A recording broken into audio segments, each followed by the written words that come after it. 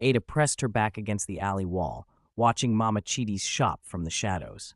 The woman was waiting for her, arms folded, ready to shout about the money Ada owed for rice and kerosene.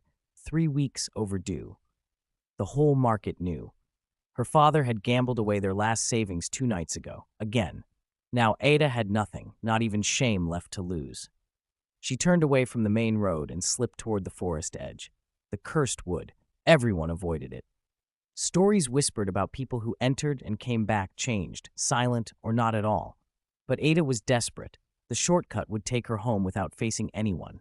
The trees closed around her quickly, thick and damp. Her feet crunched on dry leaves. She walked faster, breathing hard. Then she heard it, sobbing, soft, broken, human sobbing. Ada froze. Her chest tightened. The sound was coming from deeper in the trees, near the clearing no one spoke about. It was not the wind. It was not an animal. Someone was crying. But there was no one else here. Ada followed the sound, her hands shaking. The sobbing grew louder, clearer, until she stepped into the clearing and saw it. A rock, large, dark, sitting alone in the center like a monument, and it was crying. She blinked hard, thinking her eyes were lying. But no. Tears rolled down the stone's surface, glistening in the dim light, dripping onto the soil below. Ada's breath caught. She moved closer, unable to stop herself. Her fingers reached out and touched the wet stone. The tears were warm, salty, real. Then the voice came. "Please, help me, please." It was a girl's voice, thin and desperate, breaking between sobs. Ada jerked her hand back, stumbling. "Do not leave me here. Please, someone hear me." The words were fragments, scattered, like a recording played wrong. Ada's heart slammed against her ribs. This was not natural. This was not possible. She turned and ran. Branches whipped her face. Her feet pounded the dirt path. She did not stop until she burst out of the forest and onto the road, gasping, trembling, her palms still wet with tears that should not exist. Ada did not sleep that night. Every time she closed her eyes, she heard it. "Please, help me. Please." The girl's voice circled her mind like a trapped bird, desperate and endless. She tried to convince herself it was nothing. Exhaustion, stress, her imagination twisting the wind into words. But her palms still tingled where the tears had touched her skin. By morning, her father noticed her red eyes. "You look like a ghost," he muttered, shuffling to his corner with a bottle. She wanted to tell him, but what would she say? That a rock cried? That a dead girl spoke? He would call her mad, or worse, say she had invited the sea. 3 days passed. The voice never stopped. It whispered while she fetched water. It called while she swept the floor. It begged in her dreams. Ada could not eat, could not think. Guilt pressed on her chest like a stone. On the 4th night, she grabbed a flashlight and left the house. Her father shouted warnings behind her, but she did not turn back. She had to return to the wood. The rock was still weeping when Ada arrived. She knelt before it, hands trembling, and pressed her palm flat against the cold surface. The world tilted. Suddenly she was not in the clearing anymore. She was watching. A memory played in front of her eyes like a film, sharp and real. A young girl ran through the trees, gasping, looking back in terror. Her wrapper was torn. Blood streaked her arm. Then men's voices, low and angry, footsteps crashing through leaves. The girl stumbled and fell near the rock, screaming for help. No one came. Ada's stomach twisted. The vision faded, but the girl's face burned into her mind. She knew that face. Everyone in town knew it. Nkiru, the youth leader's niece, the girl who vanished 4 years ago. The town said she ran away to the city, chased after a boyfriend, disgraced her family. People stopped asking questions after a while. But Ada had just seen the truth. Nkiru did not run away. She died here, and someone made sure no one would ever look for her. Ada returned the next evening with a kerosene lamp. She moved carefully around the clearing, studying everything she had been too afraid to notice before. At the edge of the trees, she found them. Charms tied to branches with red thread, cowrie shells arranged in patterns, dried herbs bundled and hung like. She crouched and touched one. The thread was new, not rotted, not old. Someone had placed these recently. Further along the path, she saw wooden signs half hidden in the grass. Skulls painted in white. Words scrawled in Igbo, "Stay away. Death lives here. The curse do not return." Ada's hands clenched. The paint was fresh. She could still smell it. This was not an ancient curse. This was a lie. Someone wanted people to fear this place. Someone needed the town to stay far away from this clearing, to never ask questions, to never come close enough to see what the rock was hiding.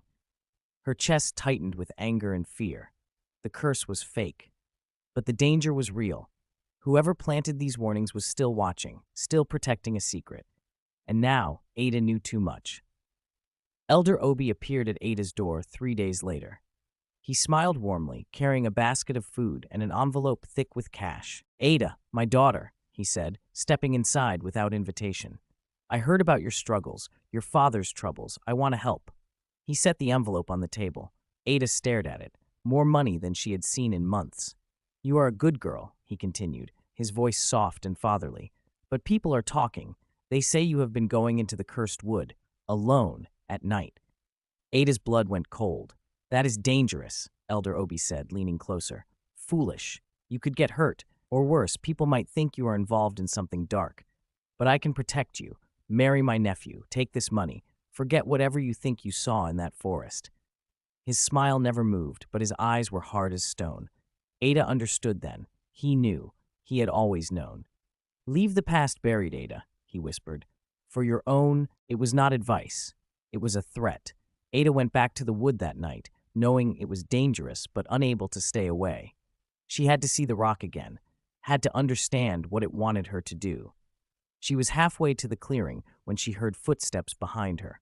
2 men stepped out from the shadows, faces covered with cloth. One carried a machete. The other had a thick branch in his hand. "You should have taken the money," one of them said. Ada ran. They chased her through the trees, crashing through branches, shouting. She stumbled over roots, her breath tearing through her throat. A hand grabbed her wrapper and yanked her backward. She fell hard, scraping her arms on the dirt. The machete swung. She rolled away. Pain exploded across her shoulder. Bleeding, desperate, Ada scrambled to her feet and ran toward the clearing, toward the rock. She fell in front of it, gasping, and screamed into the night.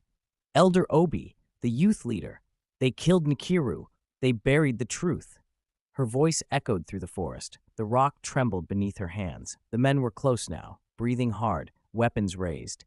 Ada pressed her bloody hand against the rock and struck it with a stone she grabbed from the ground. "Please," she whispered. "Show them. Show everyone." The rock trembled.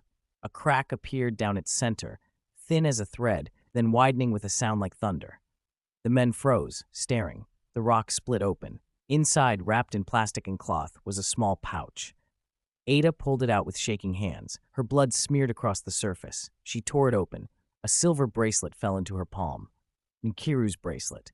Everyone had seen her wear it, and beneath it, folded tight, was a piece of paper covered in handwriting.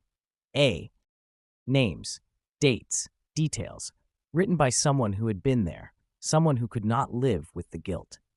The men lunged forward, trying to grab it, but voices shouted from the edge of the forest. Flashlights cut through the darkness. Villagers, drawn by Ada's screams. One of the men ran. The other dropped his machete, stumbling backward, eyes wide with terror. Ada held the evidence high. The cleansing festival filled the town square. Everyone gathered under the evening sun, dressed in white, ready to pray against evil and celebrate purity. The youth leader stood at the front, smiling. Elder Obi beside him, blessing the crowd. Ada walked through the center, bandaged and limping. Silence spread like a wave. She raised the bracelet high. Then the confession. "Nkiru did not run away," Ada said, her voice cutting through the stillness. "She was murdered, and these men know exactly what happened." Gasps erupted. The youth leader's face went pale.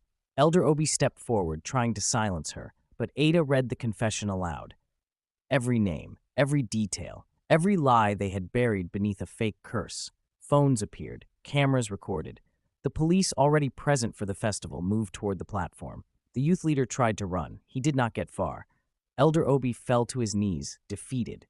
The crowd turned against them, anger replacing years of obedient silence. Ada stood alone in the center, hated by some, feared by others.